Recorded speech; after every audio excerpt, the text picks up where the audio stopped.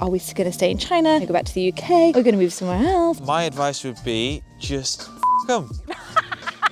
Stop asking us that question! Oh, don't do this to me. You don't get stuff like this in Shanghai, do you? Apparently we've got to leave. Get out of here, Lao-wise. What do you think of all the China bashers who accuse you of working for the... Do you watch videos about mustard? Do I eat mustard? Do you leave comments on YouTube videos of people eating mustard? No, because like I'm a normal person. Hey everyone, I'm Nico. And I'm Jack. And we are here to do our 50k Q&A. Woo, woo, woo, woo, woo. But instead of staying inside and just answering your questions, of course we've decided to go the extra mile, as always, and we've come to the magnificent Forbidden City. Boy, look at it, it's bloody beautiful. So we're gonna take you around the Forbidden City, we're gonna answer your questions, and we're gonna have a really lovely day / video.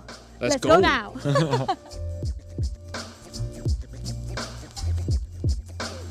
Okay, so our first question is kind of addressing the elephant in the room. Yeah, quite a big elephant as well. Quite a big elephant. If you haven't watched our last video, then check it out here.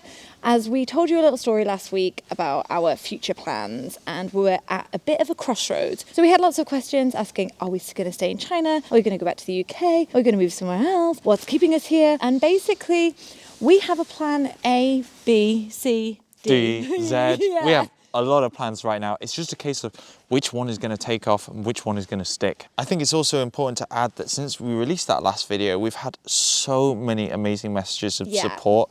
Loads of people have given some really great suggestions, actually. We're going to work towards staying in China. It's just a case of whether we can make it happen. Yeah. But you guys will be the first to know. You will be. A plan is being hatched, and fingers crossed, it's going to work out. What was the first attraction you came to in Beijing? The Temple of Earth Park. Yes, and we often go there to take our videos because it's so nice and it makes us feel nostalgic. And then we came to... The Forbidden City. Yes. Jack. What? Would you ever consider moving to Shanghai? With views like this? Hell no. You don't get stuff like this in Shanghai, do you? When are we going to move to Chongqing? Oh, that day cannot come soon enough. We actually just had a xiaomian for lunch. I'll be honest, it was a bit disappointing. So take me back to that city ASAP. Oi, Nico, how do you find Beijing so far? So far? Well, we've lived here for 4 years, so I think it's safe to say we like it quite a lot. What's your favorite city in China? Oh, don't do this to me. I'm gonna say Beijing because, you know, it's got my heart. Do you prefer living in China rather than the UK? There's a lot of things I miss about the UK, but for sure, I definitely prefer living in China just because every day is an adventure. Yeah, I mean, it's kind of a difficult question because obviously the UK will technically always be our home. Our friends and our family are there, but you know, I mean, just look at this. Do you get to see all this every day in the UK? I guess you go Buckingham Palace, innit? So, somebody said that they want to go to China, but they're sad about leaving their family behind. How do we deal with that? Well, my advice would be just f them.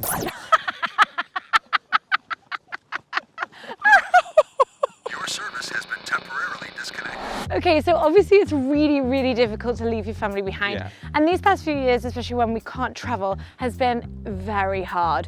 But to be honest, like when the world was normal, it was fine. Like we could go home like once or twice a year and it was so nice to see them, and it makes you really appreciate your family a lot more because you don't see them every day. It definitely means that when you go home, it's like you're having a holiday at home and you really make the most of the time that you have to spend with people as well.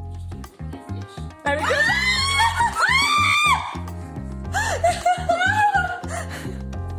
Rank the 4 tier 1 cities in China from best to worst living and why? Beijing, Shanghai, Shenzhen, Guangzhou. Guangzhou. But only because we haven't been to Guangzhou, so we have to rank it last. We live in Beijing, so we love it the most. Shanghai is really, really good for living. It's a good quality, but they're both really expensive. Super expensive, yeah. Especially for rent. And Shenzhen's lovely, but we think that there's more going on in Beijing and Shanghai. There you go. Which cities would you recommend for first-time English teachers? Well, we started off in Nanjing, and to be honest, I thought that was a good move. I thought it was a smaller city, it was nice, pace of life, there was a decent amount of expats, but it wasn't like too big. And that's the thing, I think the super big cities like Beijing or Shanghai will have a lot of international schools. If that's what you're going to be teaching, then that's obviously where you need to go. But the smaller cities are actually a lot friendlier and a lot more approachable and a lot less intimidating when you first move to China. How many provinces have you been to, and what do you want to see before you leave China? Quite a few provinces. I don't want to count them now, so they'll pop up on the screen. And what do we want to see before we leave China? Every province. Yeah, that is the plan, hopefully. Other than China, what other countries have you enjoyed visiting? Oh, so many. All the countries in South America were amazing. We've explored a lot of Western Europe, but unfortunately not nearly enough of Eastern Europe. And we've also had some really good adventures in Asia before the you-know-what happened. If you could live in any country, where would you live? It's so difficult, so difficult. Maybe Italy? I feel like we could definitely do a year or two in Italy, just because we love Italian food. Love Italian food, we love the mountains, we love the beach. It's got a bit of a mix of everything. Have you ever considered becoming a full-time YouTuber? Every goddamn day. But we need more of you to like, comment, subscribe, share all our Is Amy your neighbour? Hey neighbour. Hey! Yeah, she is! Did you get married in China? Yes, we did. You can check out our video to see our wedding story. I'm gonna link it up here.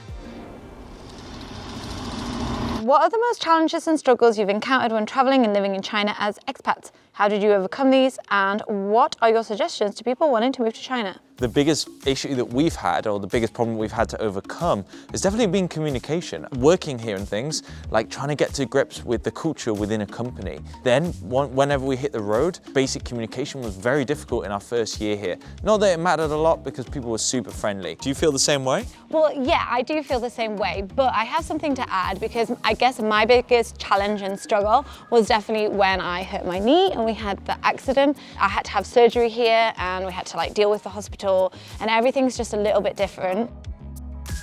What's happened? Oh, they're telling us we have to leave now, so we're not allowed to carry on the vlog because apparently we've got to leave. It's getting late, so they told us, kicked us out. So get out here, Lawise. Get out. Just as the light is getting really nice as well, we're getting some nice like golden light, and yeah, we've got to leave. Gutted, mate. But we're going to take you to a pretty cool spot.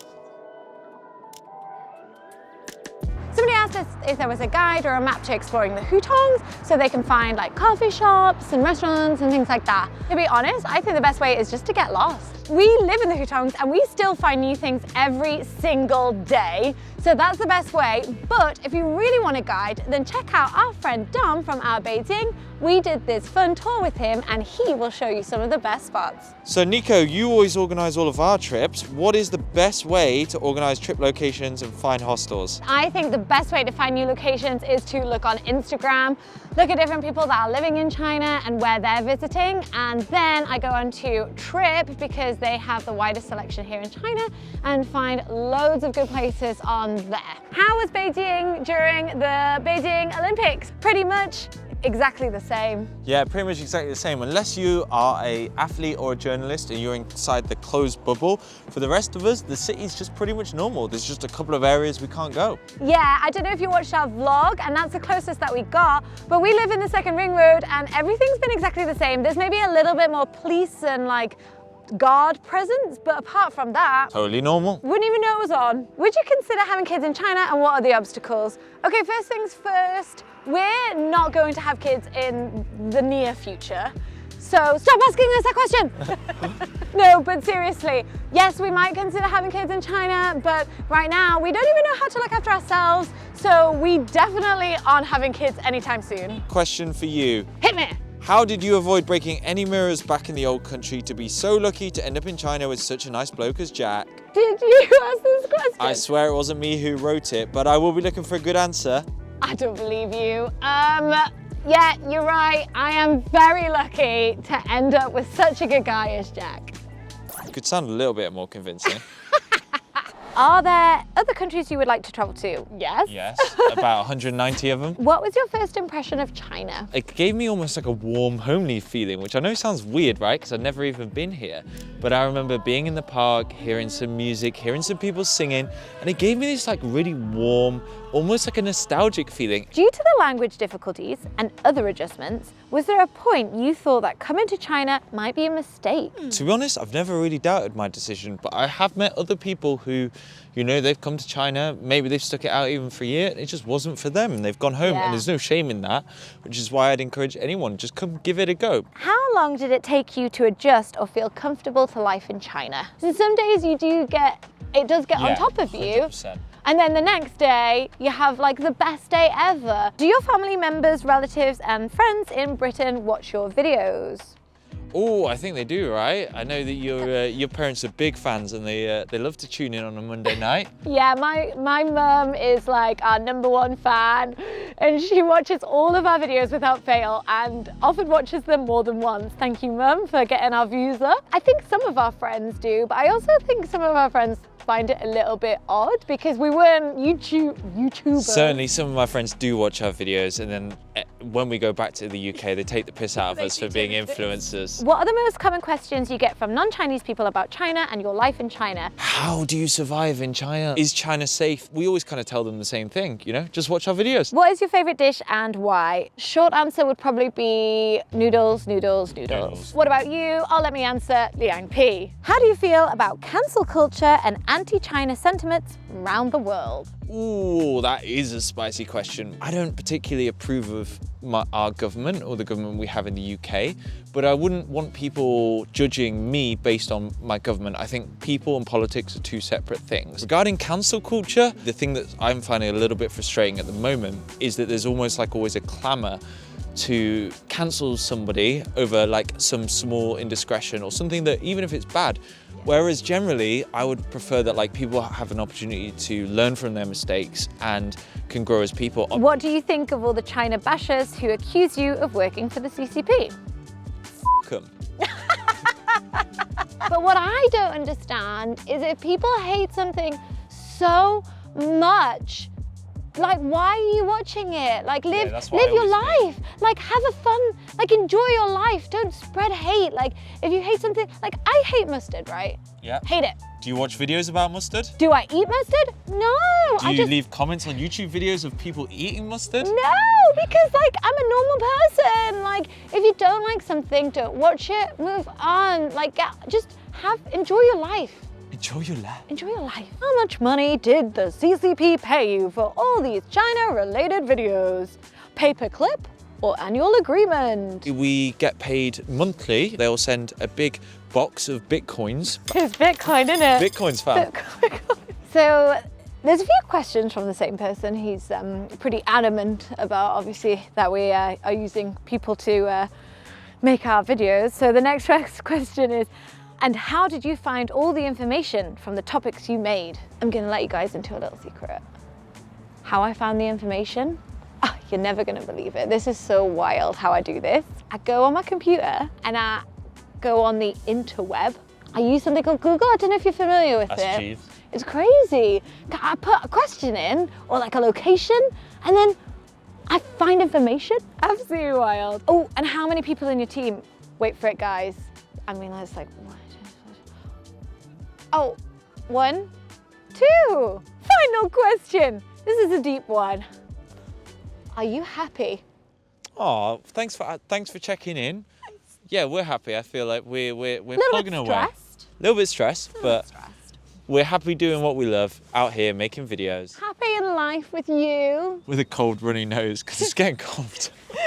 Yeah, it is getting colder. Generally, obviously we've had some ups and downs in the past year, but we've got each other and we do. That's what makes us happy. High five. Yeah.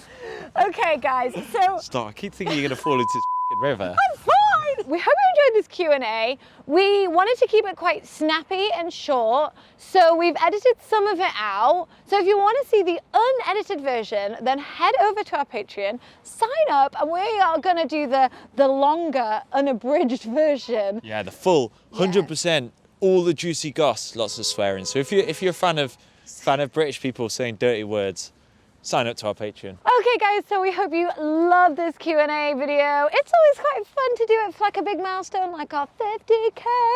Yeah, roll on 100,000, that'll be our next big Q&A. So guys, keep up the awesome work. It's thanks to you guys that we've got here to 50K, and it's thanks to you that we'll be at 100K. Keep up the awesome work, guys. Keep up that awesome work. If you aren't subscribed, smash that button now. We'll see you next time. Bye.